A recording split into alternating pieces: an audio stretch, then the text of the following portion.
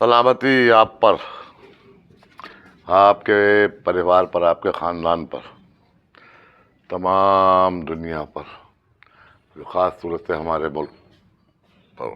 जन्नत शान हमारा मुल्क, सोने की चिड़िया हमारा मुल्क। और आप सब हज़रात कैसे? उम्मीद करता हूँ आप लोग सब अच्छे होंगे, अच्छे रहेंगे, अच्छे अमल करेंगे, अच्छी बातें करेंगे, नेकी करेंगे, खुशी करेंगे।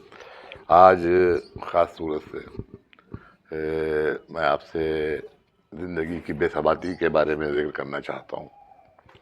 ज़िंदगी की बेसबाती, दुनिया जानती है कि ज़िंदगी बेसबात एक दिन ख़त्म हो जाने वाली है। फिर हम लोग क्यों आपस में झगड़ते हैं, क्यों लड़ते हैं, क्यों ज़मीन जायदादों के चक्कर में पड़ते हैं? ना घर तेरा ना घर मेरा, चिड़िया रैन बसेरा है। आज यहाँ है, कल हम एक तारीख बन जाएंगे। कुछ दिन तक लोग हमें याद करेंगे, या बहुत बड़े धर्म गुरु हैं तो लोग हमें याद करते रहेंगे, या बहुत बड़े नेता हैं तो हमारी पार्टी वाले जब तक उन्हें वो हमें बरसी मनाते रहेंगे, वरना 1 साल और 2 साल के बाद तो कोई हमारा नाम भी नहीं जानेगा। इतिहास की किताबों में रह जाएंगे अगर कुछ काम करा है दुनियावी तब। अदरवाइज़ कोई हमें पूछेगा नहीं, घर नहीं डालेगा, और कब्र है तो कब्र का निशान मिट जाएगा, और समाधियाँ तो बहुत ही कम बनती हैं। बहरहाल ये है कि दुनिया का दस्तूर ही है, दुनिया ख़त्म हो जाने वाली है। इस मिट्टी से बने हैं, इस मिट्टी से ऊपर वाले ने हमें बनाया, इस मिट्टी में ही हमें मिल जाना है।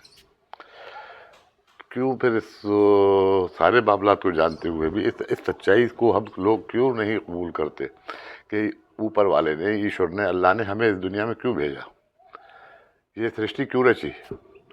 एक शायर है किसी शायर का, उस पर वैसे फतावे वगैरह बहुत है, और मतलब लोग उसे नहीं मानते या उस पर एतराज़ात करते हैं, उससे मतलब नहीं, मगर उसका मफहूम यह है कि दर्द दिल के वास्ते पैदा किया इंसान को, वरना तात के लिए कुछ कब न थे कर रुपया।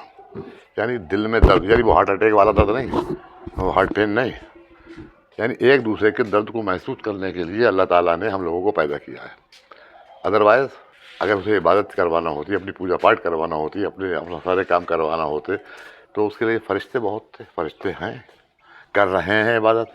मगर हमें सिर्फ इसलिए पैदा किया गया कि हम एक दूसरे के दुख दर्द में काम आए। इस बेजान मिट्टी से हमें इसलिए बनाया गया, और इस मिट्टी में ही हमें मिल जाना है।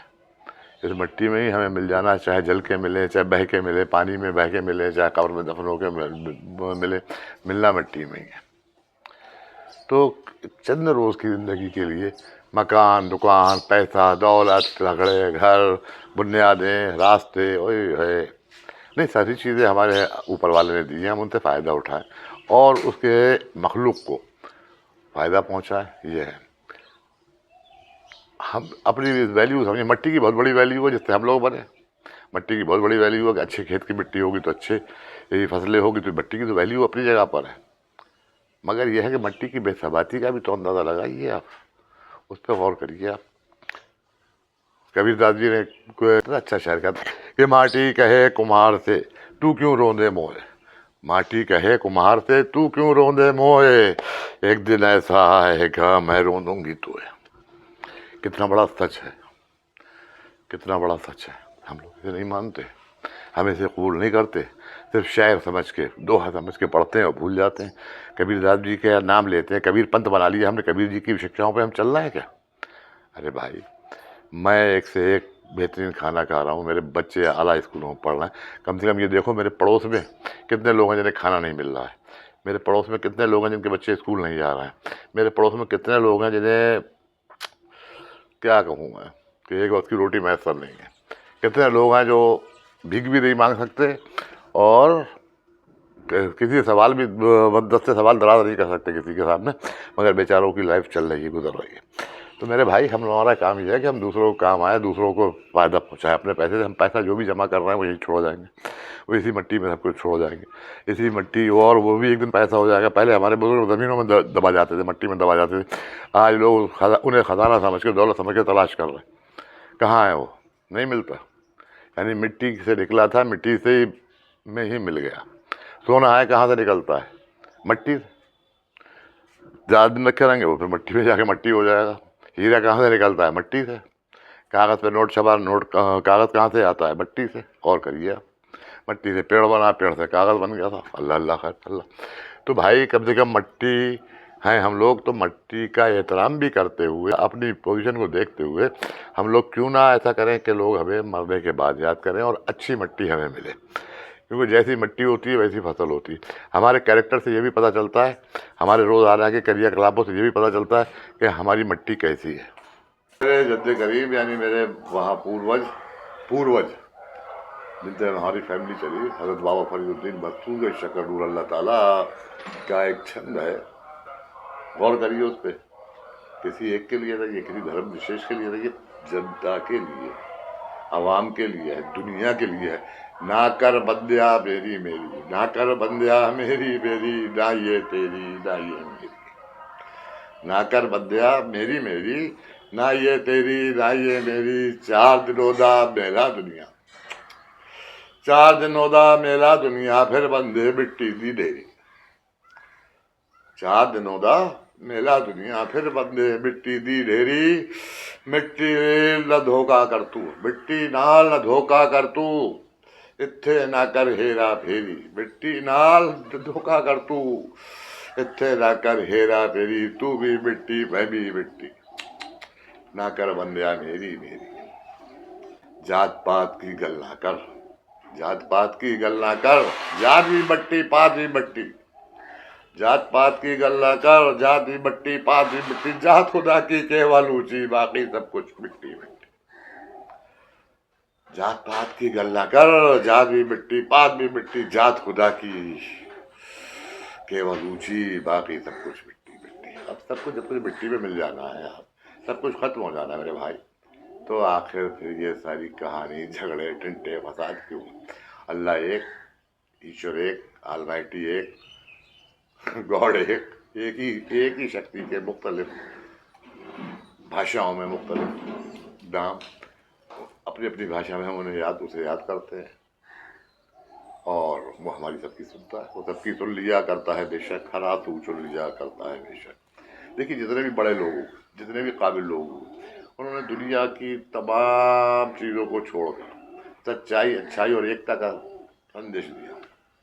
एक लखनऊ में एक साहब थे, लखनऊ के पास कहीं के एक साहब थे, मुझे ध्यान में मेरे नहीं है, उनका नाम था मिस्टर शकील मानव, शकील उनका नाम था, क्योंकि उन्होंने जात बिरादरी जो भी रही, आई डोंट नो, तो उन्होंने अपने आप को मानव, खां साहब, शर्मा, वर्मा या सैयद या अंसारी के बजाय अपने नाम के आगे उन्होंने लगाया मानव, और अपनी सारी प्रॉपर्टी जो थी उन्होंने एक संस्था बनाई, विश्व मानव एकता परिषद, उसे दान कर दी।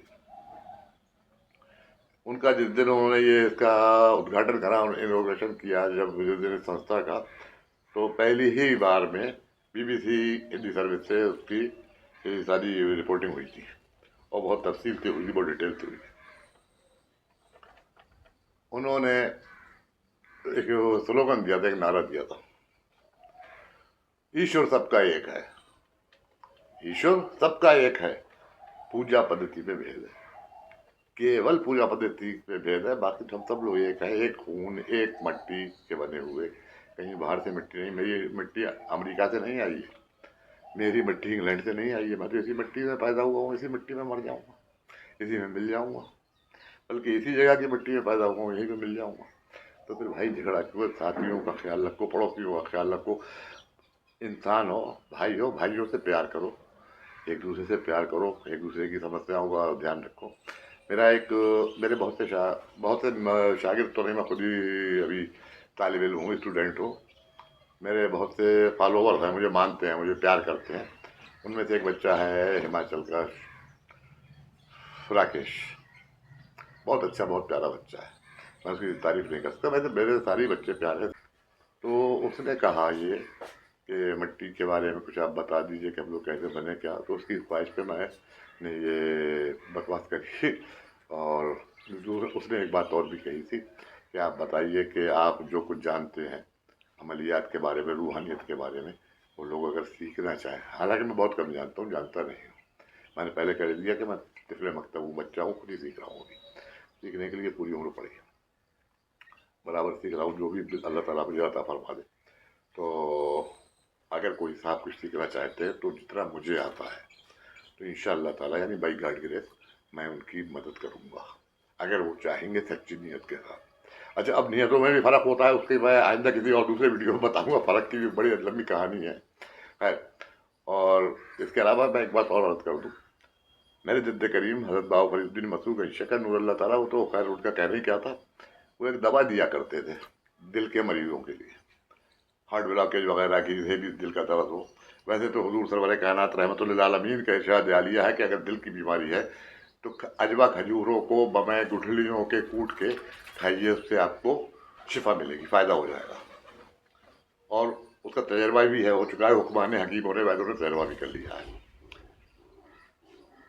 और बाबा साहब एक दवा दिया करते थे मरीजों को, उससे फायदा होता था। आज भी दीवान साहब उससे इलाज करते हैं, लोगों को देते हैं जो पेशेंट चले जाते हैं। उस दवा का असर ये होता है कि तमाम नसों की ब्लॉकेज खुल जाती है और दिल की परेशानी दूर हो जाती है, आदमी ऑपरेशन से और स्ट्रेस से बच जाता है। यूट्यूब यूनिवर्सिटी नहीं कह रही है, यूट्यूब यूनिवर्सिटी पे मत जाना, जो लंबे लंबे तो उससे लंबी लंबी इम्प्रेसिबल बातें होती हैं कि आपके दिमाग में बच जाएगी कि नस बंद हो, वो आर्टरी बंद, और ये ब्लॉकेज वो ब्लॉकेज वगैरह वगैरह, कुछ नहीं। अगर खुदा ना करे आपके किसी मिलने वाले को, आपके अजीज व अकारिब को वो दिल की बीमारी, अल्लाह ना करे किसी को, खुदा ना करे किसी को, तो आप मेहरबानी अगर चाहें तो आप इससे रब्ता करें।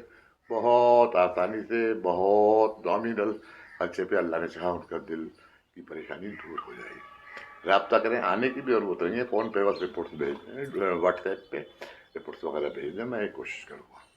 और मतलब ये सिर्फ इसलिए कि मदद करिए, एक दूसरे की मदद करने के लिए, कोई बिजनेस नहीं है, कोई वो बात नहीं है। और मैं उम्मीद करता हूँ कि आप लोग किसी एक बात पर मुत्तफिक हो के अच्छे और सच्चे रास्ते को इख्तियार करके, आप अगर आप में से कोई भी सुधर जाएगा तो मुझे खुशी होगी। आप दूर से ही, मगर मैं ये समझूंगा कि आप मेरे बहुत नज़दीक हैं।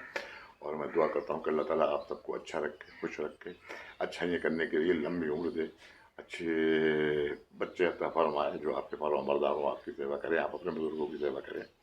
और इंशाअल्लाह ताला बहुत जल्दी मिलते हैं, दो चार एक तहरीर की अपनी कहानी सुनाएंगे इंशाअल्लाह आपको बोर करने के लिए।